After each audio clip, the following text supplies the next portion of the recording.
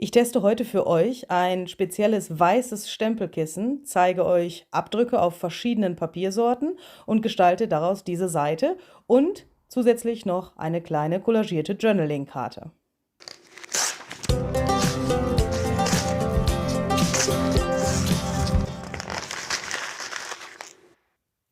Hallöchen da draußen, ich bin Luise Heinzel, herzlich willkommen auf meinem Kanal Junk Journal Art. Das hier ist mein kleines Journal, in dem ich verschiedene Techniken und verschiedene Medien vor allen Dingen auch ausprobiere. Es ist also eine Art, ja, Art Junk Journal, ja, was ich aus einem alten Buch hergestellt habe. Und heute möchte ich gerne für euch ein Produkt testen, und zwar dieses StazOn Opaque Cotton White Stempelkissen. Das habe ich mir bei Amazon bestellt. Ihr findet den Link zu diesem Stempelkissen auch unten in der Infobox, falls euch das interessiert. Und ich wollte das schon immer mal ausprobieren. Das ist mir irgendwie über den Weg gelaufen durch, ich glaube, Sonja hat mir das erzählt. Und da habe ich mir gedacht, okay, das muss ich unbedingt mal ausprobieren. StazOn verspricht ja, dass man auf ganz verschiedenen Untergründen stempeln kann. Und ja, warum sollte das dann nicht in einem solchen Journal auch funktionieren? Wie ihr seht, kommt das hier mit zwei so Komponenten sozusagen. Einmal mit diesem Stempelkissen, ne? Also wie man das von anderen Farben von StazOn auch kennt. Wenn man das allerdings öffnet, findet man hier so einen kleinen Spachtel. Das ist so ein kleines Plastikteilchen. Und diese normale Abdeckung, die man von anderen Stempelkissen auch kennt. Allerdings, wenn man da dann so anfasst, sieht man nichts an seinem Finger. Denn auf diesem Stempelkissen befindet sich bis jetzt noch keine Farbe. Ich habe da mal dran gerochen. Das riecht total neutral. Es fühlt sich aber etwas feucht an. Also es ist zwar keine Farbe drauf, aber offenbar irgendeine andere Substanz. Da weiß ich aber nicht ganz genau, was das genau ist. Ja, ich möchte dieses weiße Stempelkissen jetzt auf verschiedenen Papiersorten testen, damit ihr sehen könnt, wie dieses Weiß auf verschiedenen Papiersorten rauskommt. Vielleicht funktioniert es auch auf manchen Papieren gar nicht, ich habe keine Ahnung. Ich habe das jetzt hier, als ich dieses Video aufgenommen habe, zum ersten Mal gemacht. Ihr habt gesehen, ich habe da jetzt auch die Originalverpackung da das erste Mal geöffnet.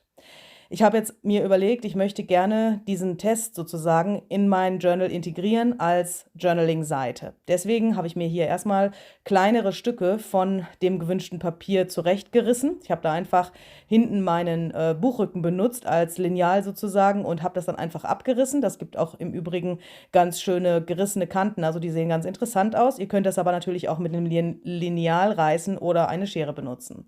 Ich habe die Stückchen jetzt angepasst an den Stempel, den ich verwenden will, und habe mir von diesem braunen Papier, das ist von einer so einer Tüte, ne, so einer Papiertüte, 2 Stücke gemacht, von Transparentpapier 2 Stücke, ein Stückchen Fotopapier mit einem digitalen Papier drauf gedruckt und diesen abgeranzten Briefumschlag hatte ich hier noch. Darauf befindet sich so eine Distress Oxide von Tim Holtz. Ich wollte gerne wissen, wie das Weiß darauf reagiert, denn manchmal, wenn man mit Weiß über andere Medien drüber geht, dann färben die sich ein. Und deswegen wollte ich ganz gerne wissen, wie jetzt diese Stempeltinte darauf reagiert. Jetzt habe ich erstmal geguckt, ob das alles auf meine Seite da drauf passt. Wäre ja blöd, wenn nicht. Und habe mir das so hingelegt, sodass ich auch dann später einen guten Vergleich habe. Und dann habe ich mir gedacht, okay, in einem Art Journal oder auch in einem Junk Journal, je nachdem, verwendet man ja öfters auch mal Farbe. Und ich verwende häufig auch Acrylfarbe, um zum Beispiel Hintergründe zu gestalten. Oder wenn man zum Beispiel einen Jellyplate-Abdruck gemacht hat, hat man ja auch Acrylfarbe auf seiner Seite. Deswegen habe ich jetzt hier ein Referenzstückchen sozusagen gemacht, wo ich diese dunkelblaue Acrylfarbe aufgetragen habe, um zu sehen, wie das auf einem dunklen Untergrund rauskommt und auch vor allen Dingen, ob es auf der Acrylfarbe hält. So, diese Verpackung hier ist jetzt etwas, ja, diskriminierend, würde ich sagen, denn da sind alle Sprachen drauf, bloß nicht Deutsch. Jetzt habe ich mir das dann mal auf Englisch durchgelesen und bin zu der Erkenntnis gekommen, dass man erstmal dieses kleine Fläschchen schütteln soll. Logisch, weil, ne, wenn sich das irgendwie abgesetzt hat, muss man das erstmal gründlich schütteln. Jetzt gibt es in diesem Fläschchen leider nicht so eine kleine Kugel, sodass man hören kann, ob man das lange genug geschüttelt hat. Ihr kennt das zum Beispiel von Nagellack oder so. Wenn man das nicht hört, dieses Kügelchen, dann, ne, ist das noch nicht genug geschüttelt. Und wenn man das dann hören kann, weiß man, dass man lange genug geschüttelt hat. Das ist hier leider nicht der Fall und man kann es auch nicht spüren. Also ja, einfach bitte lange genug schütteln. Ich habe das jetzt, glaube ich, irgendwie so, keine Ahnung, eine halbe Minute oder so geschüttelt. Dann sagt die Verpackung, man soll einige Tropfen von dieser weißen Tinte auf dieses Stempelkissen geben. Ich habe jetzt hier mal so 8 Tropfen genommen. Da stand, glaube ich, drauf 5 bis 8 Tropfen. Ja, ihr werdet gleich schon sehen, was passiert. Dieses Ding da oben, wo das rauskommt, diese Tinte, das sollte man gut wieder also sauber machen, bevor man das zumacht. Nicht, dass das da oben drin verklebt. Steht auf der Verpackung. Habe ich das also mal mit so einem Tempotaschentuch da abgewischt, dann wieder verschlossen, dieses kleine Fläschchen. Und dann bin ich mit diesem Plastikspachtel da drüber gegangen und habe das da so in dieses Stempelkissen einmassiert. Wie ihr seht, das bleibt ziemlich auf einer Stelle.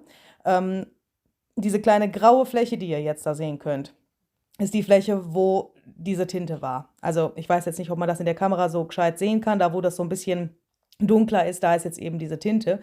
Und es hat sich so komisch angefühlt, dass ich mir gedacht habe, okay, das reicht nie im Leben aus.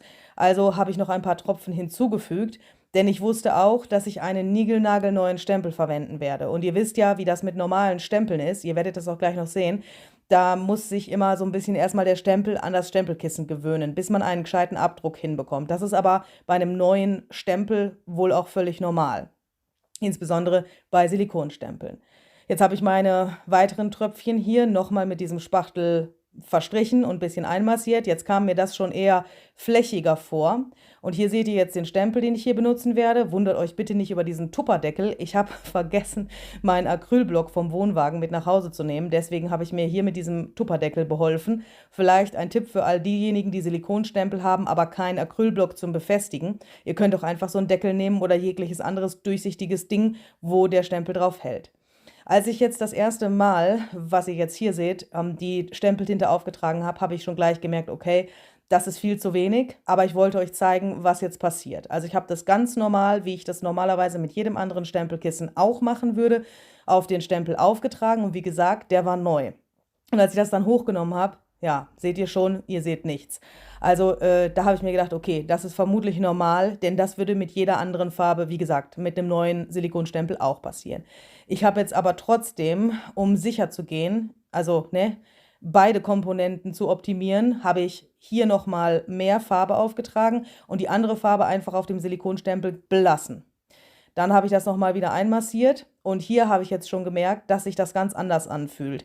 Also mit sowas geht man ja über ein schwarzes Stempelkissen jetzt nicht drüber, ne? Und da geht man auch nicht mit dem Finger drüber, aber man sieht schon so die Konsistenz von einem normalen Stempelkissen. Und da bin ich jetzt eher hingekommen, dadurch, dass ich noch mehr Farbe drauf getan habe. Ich vermute, wenn man das öfter benutzt und die überschüssige Farbe da drin bleibt, dass das immer besser funktioniert, je mehr man das benutzt. Und wie ihr jetzt hier seht, ist das wesentlich weißer auf meinem Stempel. Und wenn ich das jetzt da drauf drücke, werdet ihr gleich sehen, dass der Abdruck wesentlich besser aussieht als der erste. Und wie gesagt, mit dem neuen Stempel ist das vermutlich normal. Das Ergebnis hat mich sehr überrascht, muss ich ganz ehrlich sagen. Also ja, auf so eine Papiertüte stempeln mit Schwarz zum Beispiel, das funktioniert relativ gut. Aber wenn man zum Beispiel braun oder eine andere Farbe nimmt, dann wird das manchmal so ein bisschen komisch durch die Farbe der Tüte. Aber das hier, finde ich, schaut sehr edel aus. Und auch diese bisschen distresste Optik von diesem Stempel an sich ist da sehr gut durchgekommen. Also das ist sehr filigran geworden und sehr so, wie der Stempel in echt auch aussieht. Also ich habe mir schon hinterher gedacht, das ärgert mich jetzt ein bisschen, vielleicht hätte ich erst einen schwarzen Abdruck machen sollen, dass man das vergleichen kann. Das ist mir aber leider erst jetzt im Nachhinein aufgefallen, dass das vielleicht eine ganz gute Idee gewesen wäre. Aber man kann es auch vergleichen natürlich mit dem Abdruck, den man auf dieser Plastikfolie in der Stempelverpackung bekommt. Da kann man das ja auch sehen. Und auf dieser dunkelblauen Acrylfarbe, also ich habe fast ein bisschen geschrien vor Freude, als ich das gesehen habe, denn das kommt richtig krass weiß raus. Das schaut richtig schön aus. Da kommt auch die Acrylfarbe nicht irgendwie durch, also das schimmert nicht irgendwie da durch oder so, sondern das ist wirklich ganz weiß. Als nächstes habe ich mir dann mein Transparentpapier genommen und ihr seht schon, ich habe jetzt eine gute Menge an dieser Tinte auf meinem Stempelkissen, denn ich brauche das jetzt nicht jedes Mal wieder auffüllen, sondern ich kann jetzt das benutzen, was ich da habe. Und auch dieser Abdruck hat mich wirklich überrascht, denn Transparentpapier ist ja an sich schon weiß. Ich lege euch das jetzt mal hier auf diese Papiertüte, dass ihr das besser erkennen könnt. Das schaut richtig schön und richtig edel aus. Also da kann ich mir jetzt schon richtig coole Sachen vorstellen. Jetzt machen wir das gleiche hier nochmal mit dem Transparentpapier und der Acrylfarbe drauf. Und was ich vielleicht auch noch sagen kann, wenn ihr mit dem Stempel auf dieses Stempelkissen geht, dann bleibt das immer so ein bisschen kleben. Also diese Tinte, die ist sehr klebrig was jetzt schon ein Unterschied ist zu einer normalen Stempeltinte. Also ich weiß jetzt nicht, was da inhaltlich der Unterschied ist, aber das bleibt so ein bisschen kleben. Da muss man so ein bisschen aufpassen, dass einem nicht das Stempelkissen über den Tisch fliegt, weil man das zu schnell hochgenommen hat, also den Acrylblock, und dann fliegt das vielleicht so weg, ne? Also das muss man ein bisschen so festhalten. Ihr seht, ich halte das da mit 2 Fingern so fest. Und dann bleibt das eigentlich relativ stabil am Tisch, aber das ist erstmal so ein bisschen Gewöhnungssache, wenn man das erste Mal benutzt. Ja, jetzt kommen wir hier mal zu diesem distresseden Briefumschlagteil. Auf der rechten Seite seht ihr die Distress Oxide in Vintage-Foto und auf der linken Seite eben diese blaue Acrylfarbe. Und jetzt habe ich das einfach so darüber gestempelt. Ich kann ja auch auf der Hälfte des Stempelabdrucks sehen, was da passiert. Bis jetzt schaut das erstmal ganz gut aus. Ich zeige euch das später nochmal, wenn das getrocknet ist. Aber ich finde, das macht irgendwie was her. Als nächstes habe ich dann dieses relativ helle Papier genommen, was ein Ausdruck von meinem digitalen Papier ist. Das ist jetzt 110 Gramm Fotopapier, auf dem ich das ausgedruckt habe. Und ich weiß wohl, dass das sehr hell ist, aber ich wollte wissen, was da passiert. Das Transparentpapier ist ja auch sehr hell. Und da habe ich gedacht, okay, jetzt stempelst du einfach mal drauf, ob man da irgendwas erkennen kann. Wie ihr jetzt gleich sehen werdet, war das so ein bisschen so ein Fail, also das funktioniert nicht so gut. Wenn man da ganz genau hinguckt, dann kann man auf der rechten Seite so ein ganz kleines bisschen hier von dem Abdruck des Stempels sehen, aber nicht wirklich viel. Aber es hält auf dem Papier. So, also wenn man jetzt einen dunkleren Ausdruck nimmt, dann könnte das durchaus wohl, denke ich mal, funktionieren. Jetzt habe ich hier, um mir diesen kleinen Test in meinem Journal festzuhalten sozusagen, diese Papierschnipsel auf meine Seite geklebt. Das ist natürlich jetzt nicht, wer weiß, wie ästhetisch oder künstlerisch oder sonst irgendwas, aber ich wollte euch zeigen, dass man auch natürlich solche Dinge in einem Journal festhalten kann. Warum nicht? Bevor ich diese Zettel irgendwo lose umeinander liegen habe, kann ich sie ja auch da rein tun.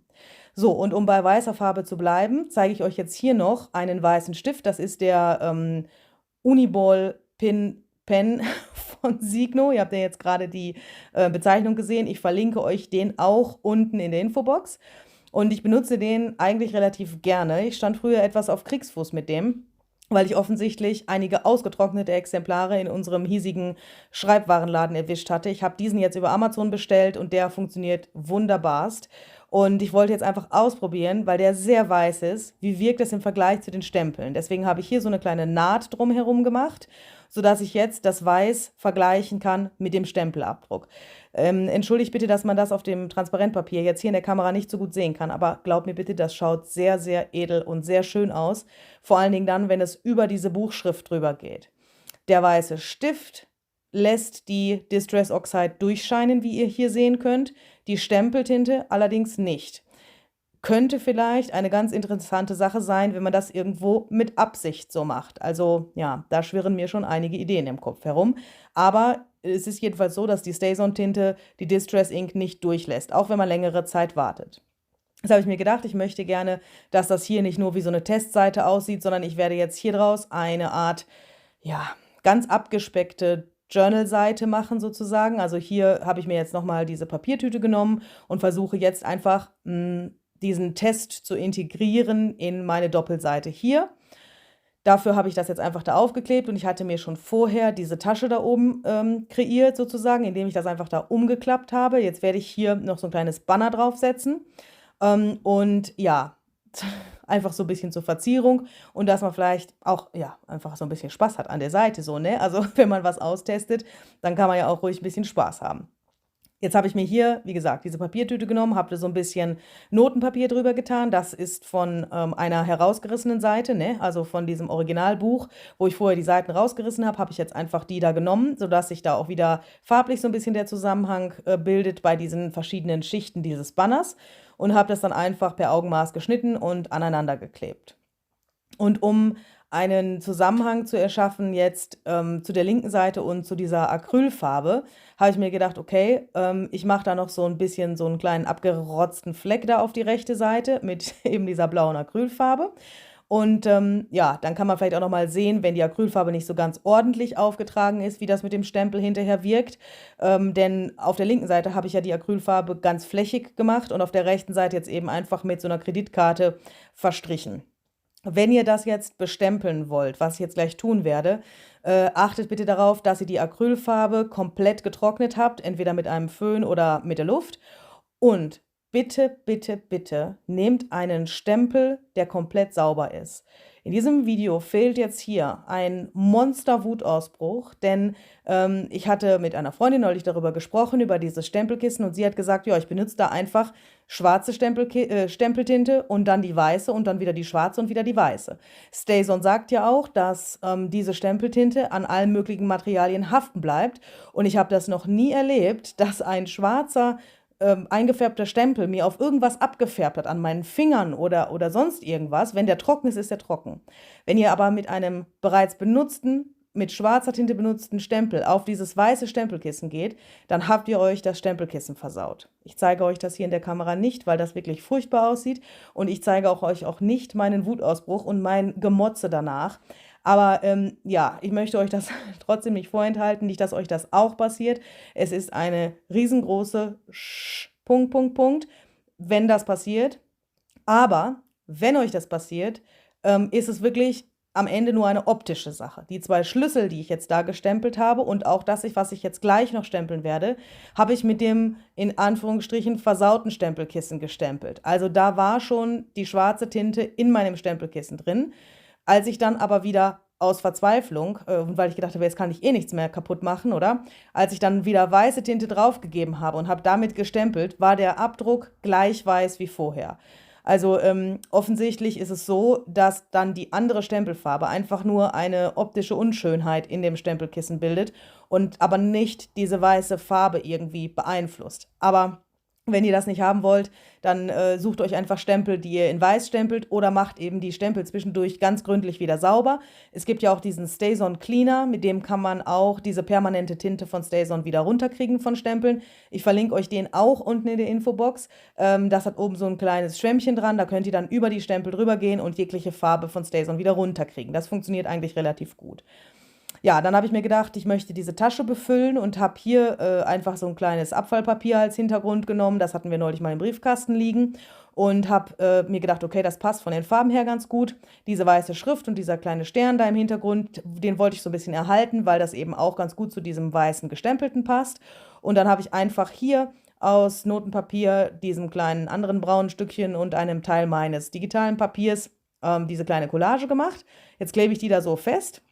Also ich klebe halt erstmal alle Teile aneinander, von oben nach unten. Das habe ich neulich mal bei Barbara gesehen, die macht das nämlich auch so. Und das finde ich irgendwie ganz cool. Dann verrutscht einem das nicht so. Man könnte sich auch ein Foto machen und das dann später wieder so aufkleben. Aber da findet ihr sicherlich euren eigenen Weg.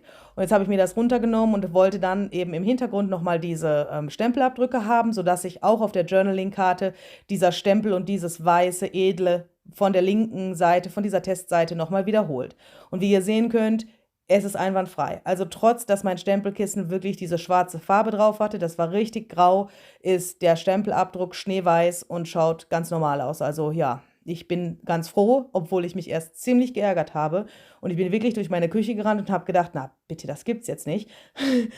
Also um ehrlich zu sein, habe ich auch ein bisschen geweint, weil ja, da kauft man sich sowas, und jetzt lag das einige Zeit im Schrank, weil ich eben auf dieses Video für euch warten wollte, und ich wollte das nicht vorher ausprobieren, sondern ich wollte eben in diesem Video das zum ersten Mal machen, dass dieser Test auch realistisch ist, dass ich da nicht irgendeinen Quatsch erzähle, weil ich vielleicht schon durch Erfahrung beeinflusst bin, und da habe ich mich so geärgert. Also ja, vielleicht könnt ihr mich ein bisschen in euer Nachtgebet mit einschließen, wenn ihr diese Information habt. Vielleicht könnt ihr ein bisschen Mitleid mit mir haben, aber ja, es ist ja nochmal alles gut gegangen, zum Glück. Um dieses Pinguin-Thema nochmal aufzugreifen, habe ich jetzt hier den kleinen Pinguin nochmal draufgeklebt, und ja, das ist jetzt meine Seite. Nicht besonders spektakulär, aber eine Erinnerung an diesen Test. Ich hoffe, es hat euch gefallen. Ich hoffe, ihr werdet das nachmachen. Wenn ihr die Produkte finden wollt, findet ihr die unten in der Infobox. Ich hoffe, wir sehen uns beim nächsten Mal. Viel Spaß beim Nachmachen, viel Spaß beim Ausprobieren, viel Spaß beim Stempeln und tschüss!